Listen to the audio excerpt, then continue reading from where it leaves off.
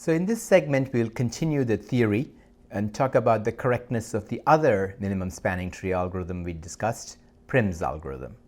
And we will also talk about the implementation of Prim briefly. In order to prove Prim's algorithm correct, we need the notion of something called graph cuts. So what's a cut in a graph? So a cut in a graph is a set of edges which are defined by the partition of the vertices into two parts. In this picture, I've shown a graph where we've partitioned the vertices into the green vertices and the orange-pink vertices.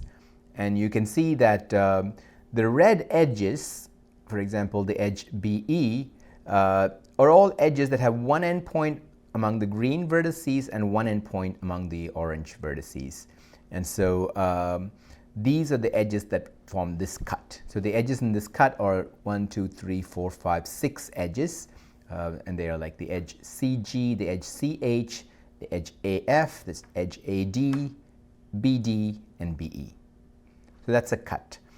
Although it's defined by partitioning the vertices, a cut is actually a set of edges, as this picture shows. So one property of a cut as it relates to minimum spanning trees, or any trees at all, any spanning trees at all, is that in any cut, any spanning tree must contain at least one edge. Because what happens if you build a graph which contains none of the red edges? If all the red edges were removed, I hope you will see that this graph falls apart into at least two components, one consisting of the green vertices and one consisting of the orange vertices. We've just snipped off all the possible connections between these two sides, and you cannot have a spanning tree that does not include any connection from one side to the other. So in a sense, a cut is called that because if you removed all the edges in a cut, you'd be cutting the graph. If you live in a city or an area which is on two sides of a river, you could imagine all the bridges that go from one side to the other, they would form a cut. If you removed all those bridges, then there would be no way of getting by road, at least, from one side to the other. And so they would separate the graph that's the city into two parts. So that's the meaning of a cut, and it's clear that any spanning tree must contain at least one edge from any cut. The other property of cuts is that any cycle must contain an even number of edges from a cut. Why is that? So again, remember that cut is defined by a partition of the vertices into two parts. Any cycle starts and ends at the same vertex. That's the definition of a cycle. So if that cycle, if the starting vertex is in the left part, let's say, well, if the cycle ever ventures out to the right part, then it must come back to the left part. And any number of times it goes to the right part, it must come back the same number of times to the left part. So the total number of edges that are common to the cut and the cycle must be even. Of course, the cycle may not even intersect the cut at all. It might lie entirely in the left part. That means that the number of edges that's common to the cut and the cycle is 0, but 0 is an even number too. So this is correct always.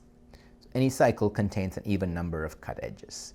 So in this picture, what is being shown is the cycle formed by the 2 blue edges and the 4 red edges. And the 4 red edges are cut edges. So you can see the cycle shown here, and 4 is an even number. So this satisfies the claim here. Okay, we will say that a cut respects a set of edges, A, if it doesn't cut any of them, or if it doesn't include any of them.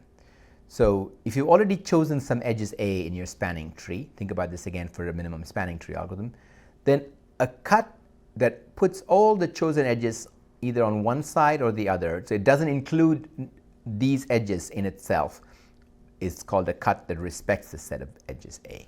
So suppose we've chosen a subset of edges for a minimum spanning tree. Let's say this is A.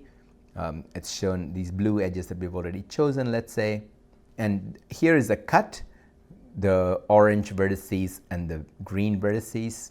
And you can see that this cut respects the set of edges we've chosen already, because none of the edges we've chosen, the blue edges we've chosen before, is actually crossing the cut. So what are the cut edges here?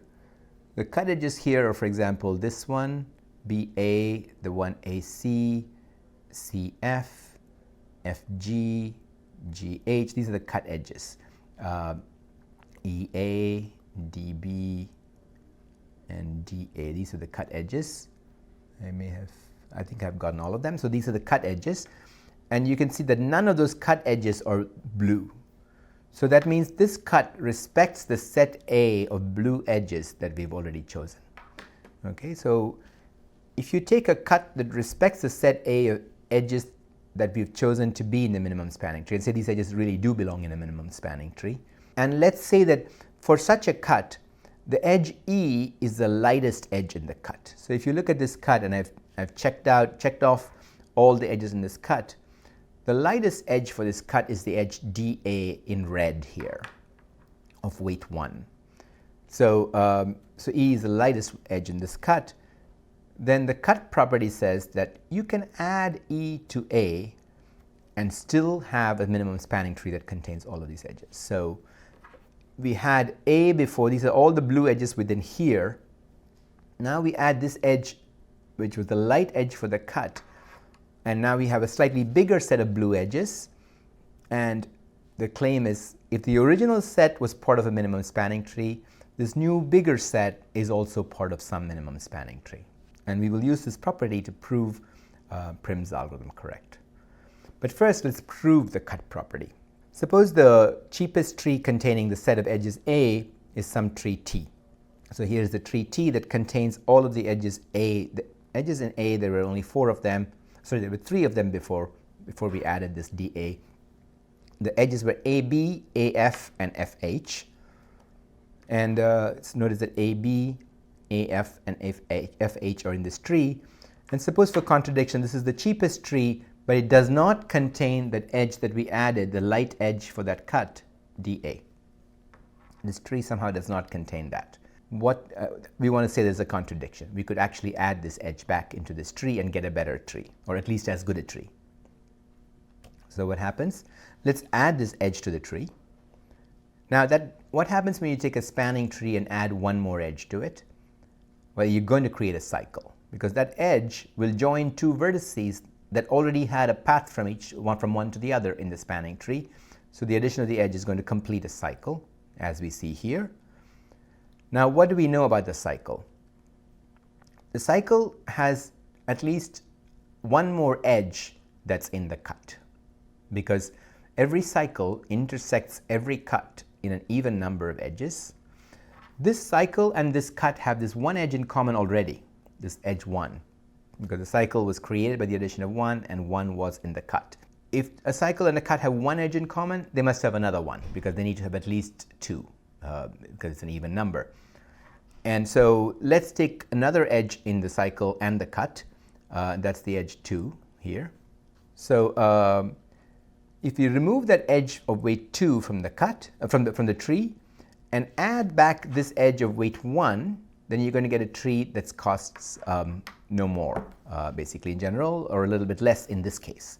So removing F and adding E creates a tree of weight, original weight minus the weight of the edge you removed, plus the weight of the edge you added, which is at most the original weight. Okay, and why do we know it's at most? Because E is the lightest edge in this cut, and F is some other edge in this cut. So the lightest edge is obviously lighter than some other edge. So what we've done is we've taken away more and added less. So the correctness of Prim's algorithm follows immediately from the cut property. So Prim's algorithm always adds the lightest edge in a cut, respecting previously chosen edges. Remember how Prim's algorithm works. It starts by partitioning the vertices into 2 parts. The one part contains only one vertex, in this case the vertex C, and the other part contains all the other vertices, in this case all the green vertices. It then repeats the following. It finds the cheapest edge crossing the cut defined by this partition, and once it finds the cheapest edge, it adds it and then brings the other endpoint to the side that C is on. So in this case, the cheapest edge is the edge CF. So it picks that edge for the tree, and then F is colored orange now to indicate that F is on the same side of the cut as C. And so now what is the cheapest edge crossing the cut? There's a couple of options. FG or FH could be one of them. Let's see which one. So I think FG was chosen. So Now G is also brought to the same side of the cut as C and F, and this process continues. But at every point, we are taking a cut that respects the edges we've already chosen, because all the edges we've chosen will be on the C side of the cut in Prim's algorithm. It respects the edges already chosen, and then we are adding the lightest edge for that cut. So in this case, again, GH is the lightest edge, and so on. And we argued by the cut properties that, in fact, this is a good way of augmenting the set of edges we've built up so far in the spanning tree and still continuing to build a minimum spanning tree. So Prim's algorithm is correct. So I haven't really talked about implementation of Prim's algorithm here. Perhaps one thing to do is to reserve that discussion when we talk about shortest paths algorithms and Dijkstra's algorithm, because the implementation of Prim's algorithm is rather similar to the implementation of Dijkstra's algorithm. So we will postpone the discussion of implementation to a future segment.